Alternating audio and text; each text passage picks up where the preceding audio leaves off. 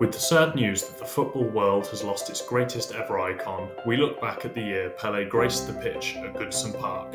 Most will remember 1966 as the year that England lifted the Jules Rimet trophy as World Cup champions after their spectacular final against West Germany. But it is also the year that reigning champions, Brazil, crashed out of the competition after two disastrous games at Goodison. The grand old lady had been given a facelift for the World Cup. The Park End stand was reconstructed at a cost of £160,000, providing seating for 2,500 fans. The pitch was extended by 5 yards to meet the World Cup requirements, while 900 seats were removed from the Goodison Road stand to make way for the typewriters and telephones of 700 journalists from around the world. A crowd of 52,847 people watched the first ever World Cup match to be played on Merseyside on a wet Tuesday in mid-July. They saw the Brazilians kick off their title defence with a 2-0 victory over Bulgaria, with Pele and Garrincha scoring free kicks. Pele was fouled times without number by his Bulgarian marker Dobromir Zichev and was rested for the next game, against Hungary, due to fatigue.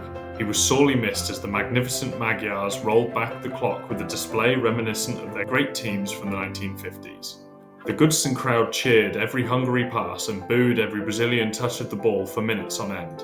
I hope Brazil does not misconstrue this party piece as hostility. It was far from that. Following the 3-1 defeat, Brazil boss Vinceta Fiota, who had masterminded the nation's 1958 triumph, said, "We played badly and the Hungarians played magnificently." He added, "I send my congratulations to a great team." More than 10,000 fans were locked out of the final Group C game as a capacity 62,000 crowd crammed into Goodison for the crucial game against Portugal. Brazil needed a win to stay in the competition, but Pele's injury by Moraes prevented any meaningful contribution past the 30th minute. Limping in an age before substitutions were allowed, Pele watched as Brazil was defeated 3-1. Following the game, Liverpool Daily Post journalist Ian Hargreaves summed up the devastation felt by the nation of the reigning champions as they saw their heroes eliminated. Brazilians wept in the streets of Liverpool after their team, World Cup holders for the past 8 years, crashed 3-1 to Portugal. The scars of the 1962 and 66 World Cup would stay with Pele, who vowed never to play for Brazil again.